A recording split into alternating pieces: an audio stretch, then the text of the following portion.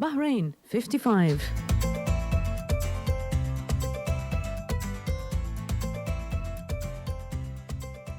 Welcome to Review, the first in a new series of programmes in which we discuss current affairs and other issues of importance to the people of Bahrain. Today's burning issue under review is trades unions and the possibility of them being established here in Bahrain very soon. I paid a recent visit to the General Committee of Bahrain Workers and spoke to the Vice President, Mr. Yusuf Abdallah Yusuf. Mr. Yusuf, thank you very much for joining us. When was the General Committee for Bahrain Workers first established? Well, first of all, I would like to thank you to give me this opportunity to be with you on Channel 55 and to speak about the General Committee for Bahrain Workers. Answering your question, actually in 1983 and an implementation of Order number 10 for 1981, the ministerial order for establishing the General Committee for Bahrain Workers, and according to the Chapter 17 of Bahrain Labor Law, Article number 142 and Article number 143, the General Committee for Bahrain Workers has been established. But it was established due to some activities which happened in the past, in the late 30s, when the workers start their movements in Bahrain, and after the oil discovered in Bahrain, it has been a demand, to establish a trade unions in Bahrain since that time. And the demands of the worker continued till in 1957, when the first labor law came, and there was a chapter in that law saying that the worker has the right to establish trade unions. Unfortunately, that chapter was not implemented. The demand continued, and in 1967, the late law of Bahrain labor law has came, and there was no mention about trade unions in that law. But again, the demand was continuing.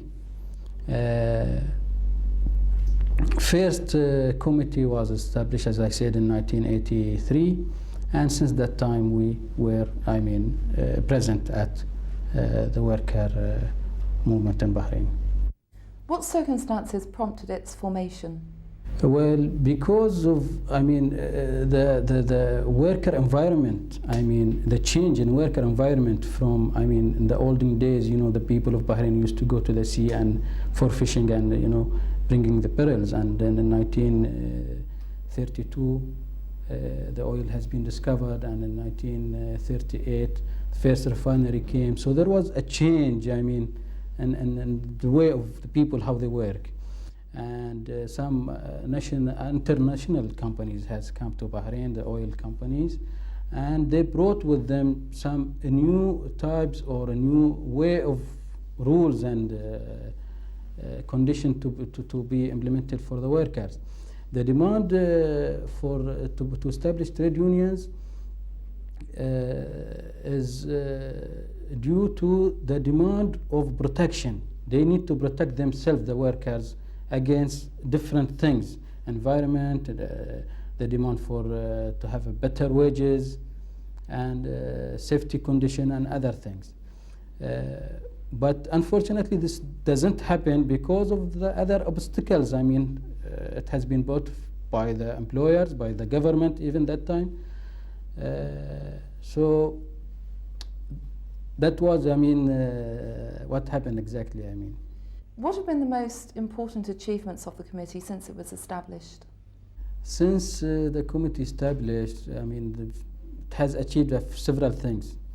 One of them, we have our own magazine, and we establish our activities, and we reach our voice, to the workers in Bahrain and outside Bahrain. Other activities, an achievement also, worker education. We were working very hard in worker education to educate workers of their rights and their responsibilities.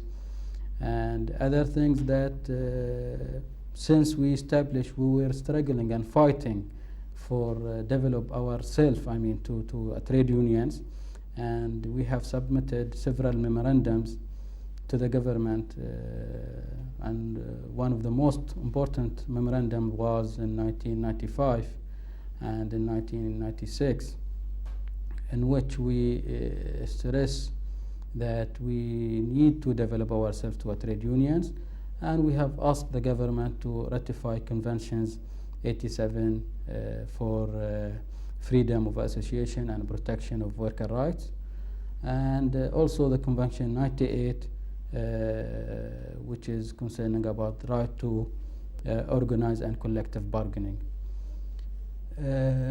I think this is an achievement because of all that demand, because of that all that efforts we have put, I mean, we are now today, I mean, in a position working very hard to draft trade union law, which will be submitted to the government very soon. Were you influential at all in the government coming up with a basic minimum wage for employees? Of course, yes. We believe that minimum wage should be set and should be agreed in between all the tripartite parties, which is the government and employer and government, according to Convention 15 of Arab Labour Organization, which is, I mean, that convention has been approved by the government of Bahrain, and what we need to do only to implement the mechanism of that conventions and to set a minimum wage, which will help and it will have a very positive reflection and the stability, and even it will help in solving unemployment problems. How many members do you represent, and what areas of the workforce do they come from? At present, we represent about, in total, 20,000 workers in Bahrain. They come from different sectors. In total, we are 18 establishments from different sectors, like oil sector, aluminium sector, and services sector, ship repair sector, and some other, and even food sector and hotel. Of course, this is not our hope and our aim, I mean, to cover only this small sector. What we are hoping is to cover all private and public sector in total, and hopefully that what we are drafting will reflect on these things. Yusuf Abdullah. Yusuf, thank you very much for talking to us. Thank you very much. And best of luck with your trades union project. Thank you very much. And that's all from the programme until next week, when you can join me again, same time, same place, for Review.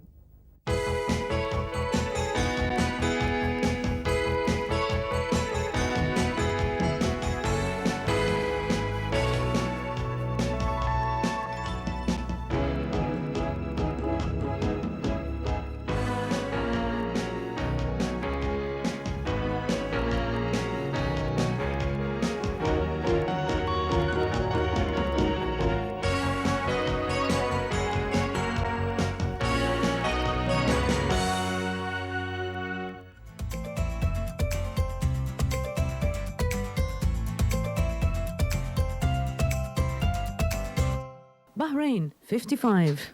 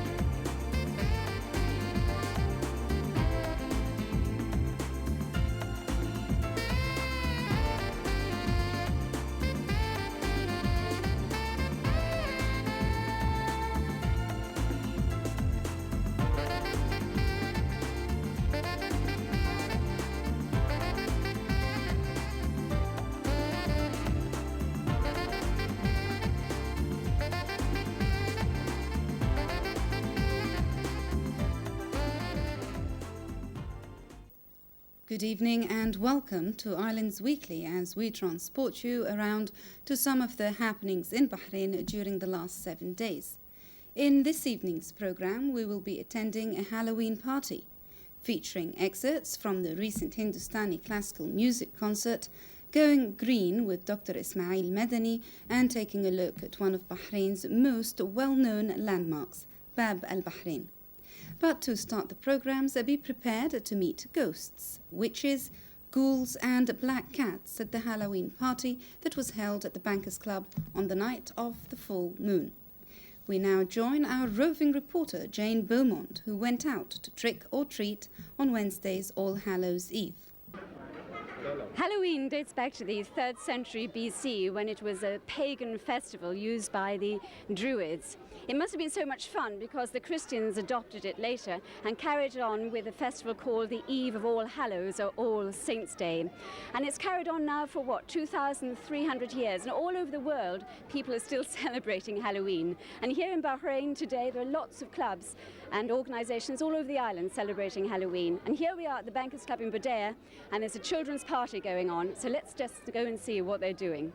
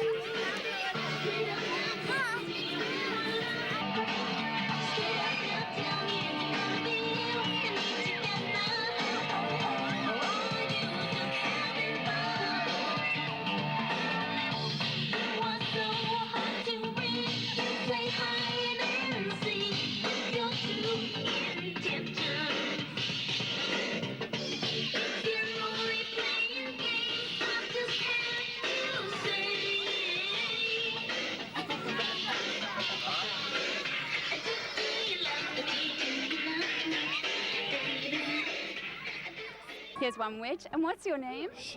Sean. And Sean what? Sean Parry. Which school do you go to, Sean? St. Christopher's Manama. Oh, I see.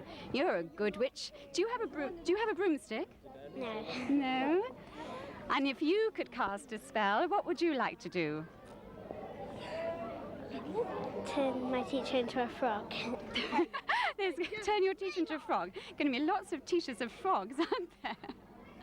Okay, and who do we have here? Kate Whitten. Kate Whitten. Yeah. Which school are you from, Kate? Easter Town. And you were the winner of the Girls' Prize, weren't you? Yes? Yeah. And I know what you're dressed as, but would you like to tell our viewers? Frankenstein. You can tell that. But I thought Frankenstein was a man. Yeah, well, I decided to dress as him. Pardon? Maybe it's Frankenwoman. Oh, that seems a good idea. Do you think she can do the same as Frankenstein? Yeah. Do you think, have you watched any films of Frankenstein? No. What's your favourite horror movie? Any ideas, anyone? Favourite horror movies? Nightmare on Elm Street. Nightmare on Elm Street. Anyone else? Critters 2. Pardon? Critters 2. Critters 2. Oh, we have a ghostie here. What's your name? Martin Lee. Pardon? Lee. Martin Lee. And which school are you from? Badea. Badea, St. Christopher's Badea. I see. Do you believe in ghosts, Martin? Yes, sometimes. You do. Do you think they come out and scare people? Yeah, most of the time. Have you seen one? Not really, but I've seen a glimpse of it. Sorry? I've seen a glimpse of one. You've seen a glimpse of one. Ooh, I don't think I'll hang around with you. Cameras of Islands Weekly will be taking you for all the fun of the fair at the Indian Ladies Association annual charity bazaar. Plus, you will be able to watch enthusiastic amateurs and experts at the Yellow Pages National Aerobics Championships. Well, that is all from Islands Weekly for tonight. We hope that you have enjoyed the program and look forward to seeing you again next week. If you do have any interesting items that you think we should cover, please write to Islands Weekly, Bahrain Television, PO Box 1075, Manama. That's all from me for this evening. Take care and bye for now.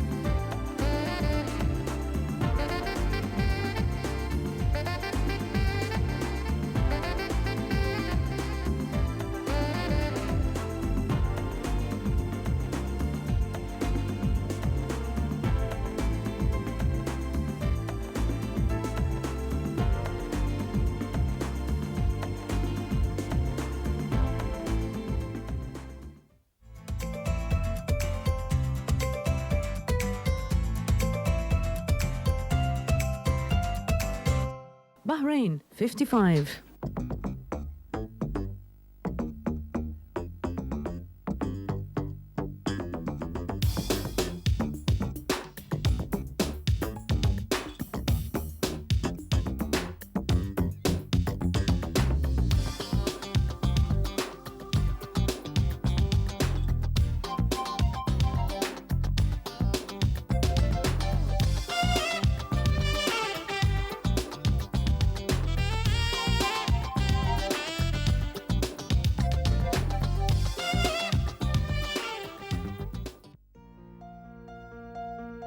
Today, Bahrain celebrates its National Day, which has become a day to remember and mark Bahrain's independence from British colonization, which lasted from 1861 to 1970.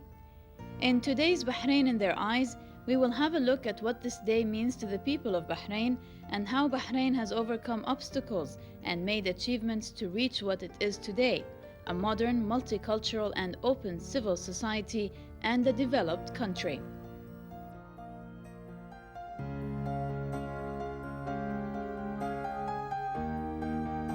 On the 16th of December 1961, Bahrain celebrated His Highness the late Emir Sheikh Isa bin Salman Al Khalifa's, God rest his soul, accession to the throne. His Highness followed his father's steps, His Highness Sheikh Salman bin Hamad bin Khalifa, God rest his soul. It was from that day on that Bahrain took major steps to become an advanced country politically, socially, and economically.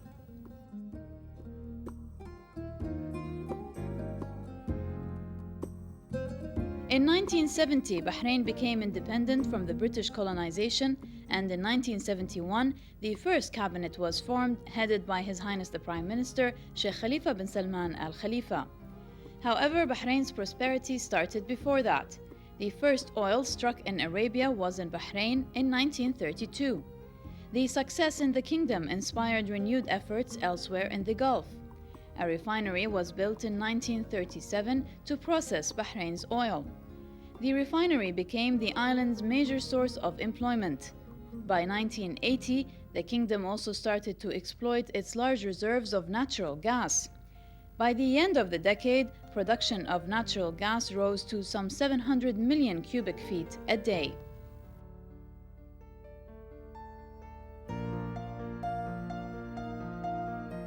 Bahrain's prosperity led very easy on to developments in education and health, which provided a framework within which oil wealth could be rapidly and effectively used. The first boys' school was started in Muharraq in 1919. As for the first girls' school, it was opened in 1928. With a school system now more than 70 years old, Bahrain had a head start over the rest of the region as a source of educated professional people. The effects of widespread education are noticeable also in the creation of an open, relaxed, and confident society. The first thing that impressed me when I came to Bahrain was the Bahraini hospitality. I was very much impressed, and it's very important for a foreigner. If you get that impression first, if you get that electricity from the people, and this is what I have got as soon as I was here, I came here. This is a relation which I cherish a lot. From every people, everybody here in Bahrain expressed their sympathy and friendliness and cordiality to me. People on the street, people in the official lives, the royal families in the kingdom, they are all very friendly to me. So I will always remember this is the most important point which I observed when I came to Bahrain, and this also affects my life here, because I found it very easy, very relieving actually. I feel myself as if I'm at home, and I know that every people here is reachable from my point of view. So if you have that understanding, if you feel it at home, and if you feel the friendship and cordiality, then it gives you the moral values and moral support to work hard, to do something, because you know that you will achieve it with the help of the people. So this is something very important. And of course, I like also the weather. It is very nice, except during the summer 2 months. It's very humid and warm, but on the rest of the time, it's a nice weather, atmosphere to work and to live and enjoy your work and life here, actually. I'm here in Bahrain for 3 months now, and I really enjoy living in Bahrain, because Bahrain is a very open society, and the people of Bahrain are nice people, very open-minded people, and really I had opportunities to serve in some countries in the Middle East, and I find Bahrain a very good place for diplomats, because the government and the people of Bahrain give all respects to the diplomat and the envoys of foreign countries. And really the life in Bahrain for me and for my family is enjoyable.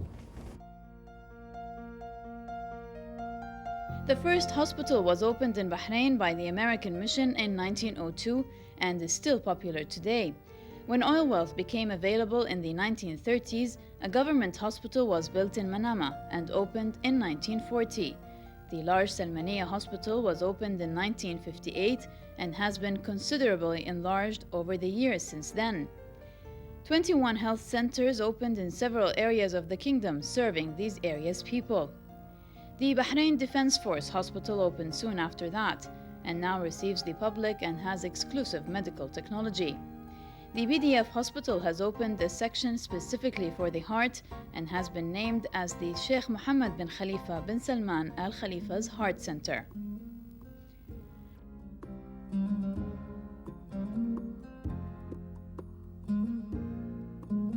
Until the 1930s, pearls were Bahrain's major source of wealth, and much of the island's population was involved with the pearling industry one way or another. Each summer, the fleet set out from all the coastal towns and villages, heading for the oyster banks on reefs out at sea. They would spend the 4 hot months of summer there, diving each day for pearls. Sir Charles Belgrave gave the following description of the fleet setting out, open quote, "It was evening and the tide was full. The graceful ships, like Roman galleys with huge lateen sails, moved smoothly through the iridescent water, silhouetted against the sunset sky. The sound of the sailors singing and the throbbing of the drums was borne across the water." Close quote. Pearl merchants came out to the fleet from the town to select their pearls.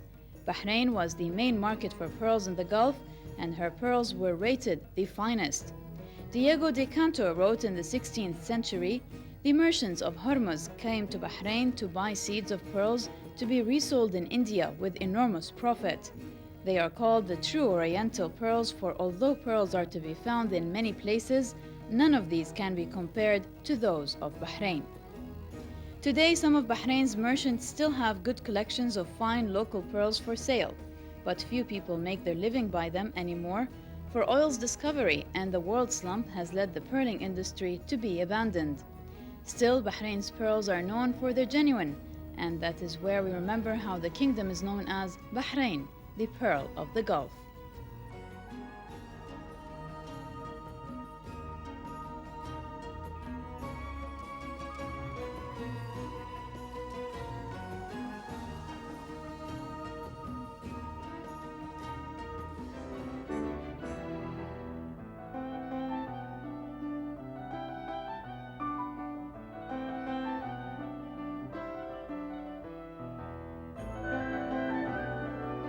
روز ملی بحرین mübarek bad. Bayramınız kutlu olsun. Or ulusal gününüz kutlu olsun. أتمنى لكم عيد وطني سعيد. Thank you. أهلا وسهلا.